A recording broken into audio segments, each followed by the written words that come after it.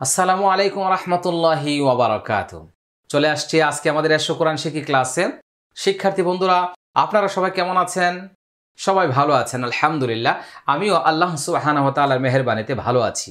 বন্ধুরা, আজকে জানেন কি আমরা আজকে কি শিখব? আমাদের আজকে এশো কোরআন শিক্ষি বইয়ের 54 নম্বর পৃষ্ঠায় চলে আসছি। তাড়াতাড়ি ঝটপট যাদের কাছে আমাদের এশো কোরআন শিক্ষি বই রয়েছে, এশো কোরআন শিক্ষি বইয়ের 54 নম্বর পৃষ্ঠা খুলে আমার সাথে অংশগ্রহণ করুন। আর সঙ্গে কি থাকবে? একটি খাতা, একটি কলম এবং একটি আয়নাও থাকতে হবে। ওকে, শুরু করা যাক। আজকের ক্লাসে হলো র হরফ কিভাবে পাতলা করে পড়তে হয়, কিভাবে মোটা করে পড়তে হয়, এর সামান্য কিছু টিপস ইনশাল্লাহ আমি আপনাদেরকে দিয়ে দিব। তবে রয়ের অনেক জটিলতাও রয়েছে, একদম সহজ করে আমি কয়েকটি কথা আপনাদেরকে জানিয়ে দিব।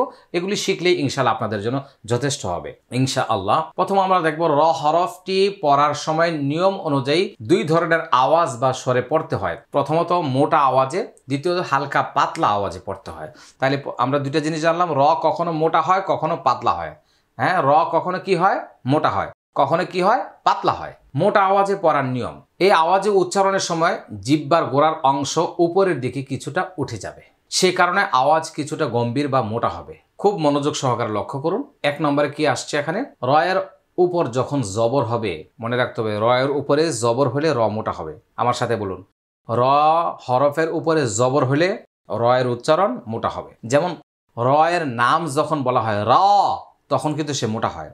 আপনারা লক্ষ্য করেছেন আমাদের এশো কোরআন শিক্ষি বইয়ের 9 নম্বর পৃষ্ঠায় আমি যে র এর নাম বানান করে লিখেছি, ওখানে কিন্তু জবর আছে, এই জন্য কিন্তু আমি লিখে দিয়েছি র উচ্চারণে মোটা হবে।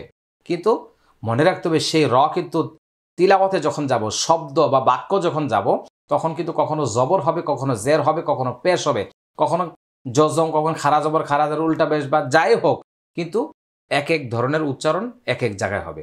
আমরা এখন শিখে নিচ্ছি। র এর উপরে জবর হবে, এখানে আসছে র জবর র, হামজা ইয়া জবর আই, র আই তা পেশ তু, র। একটু আয়নাটা নেন সবাই।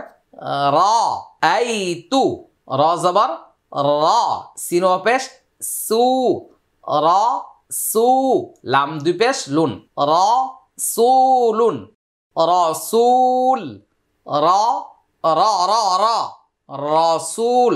রাসুল যেন না হয়, রাই তু যেন না, মানে রা আর র, এইটা একটু পার্থক্য জেনে নিতে হবে আর কি। অনেকে রে পড়ছেন, আগে রা পড়ছেন, এগুলি আসলে ভুল উচ্চারণ ছিল।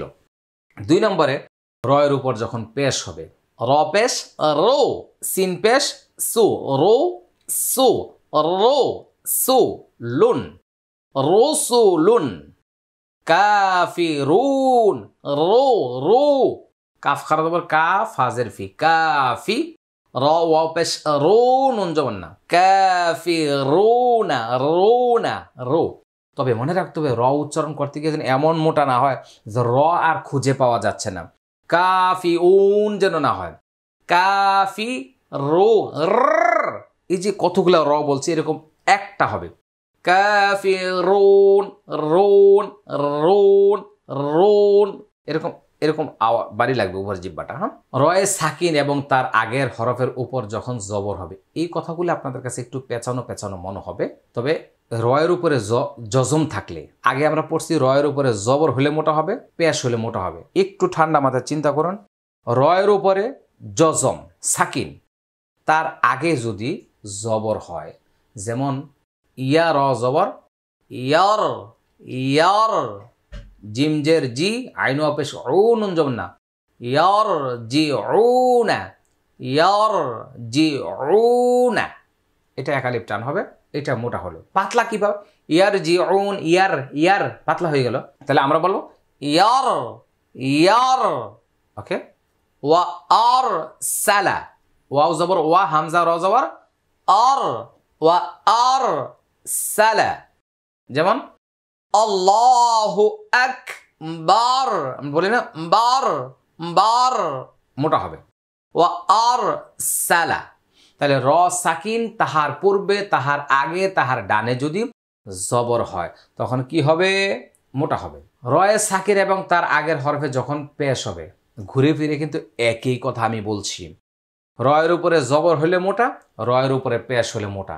আবার রয়ের উপরে যদি সাকিন হয়, তার আগে যদি জবর অথবা পেশ হয়, তাহলে এখানে জবর হলে মোটা, পেশ হলে মোটা। র সাকিন তার ডানে জবর হলে মোটা, র সাকিন তার ডানে পেশ হলে মোটা। সহজ, মুখস্থ করার জন্য খুবই সহজ। আমি কঠিনগুলো এখানে নিয়ে আসি নাই, সহজগুলি আপনাদেরকে শেখাচ্ছি।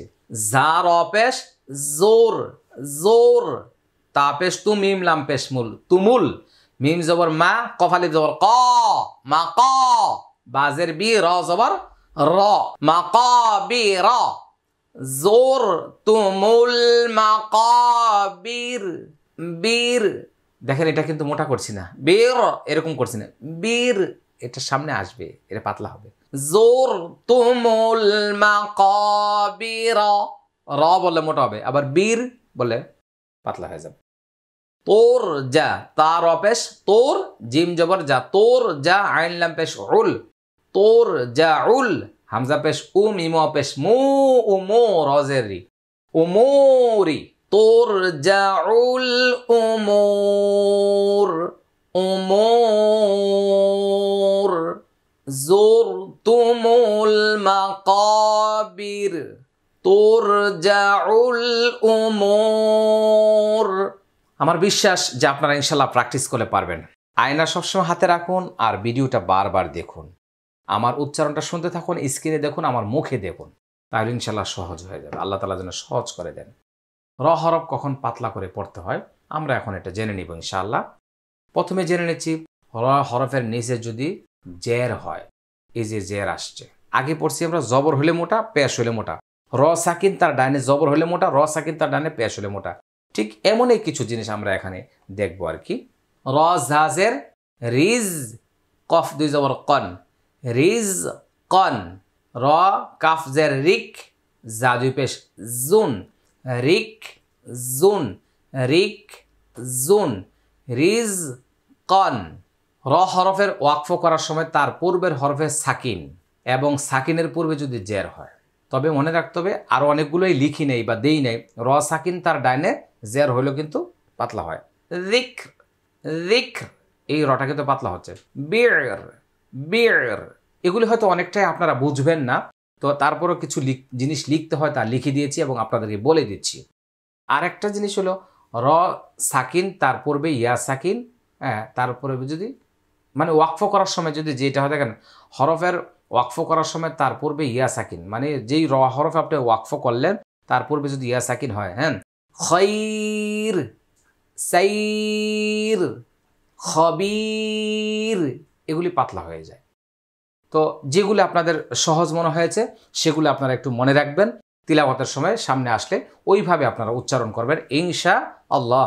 আল্লাহ সুবহানাহু ওয়া তাআলা যেন আমাদেরকে এই র হরফ মোটা এবং পাতলা করে বুঝে পড়ার তৌফিক দান করেন। শিক্ষার্থী বন্ধুরা, আমরা ভিডিওটা শেয়ার করে সব মানুষের কাছে ছড়িয়ে দিচ্ছি ইনশাআল্লাহ, ইনশাআল্লাহ। চলুন আমরা সকলে শেয়ার করে দিই।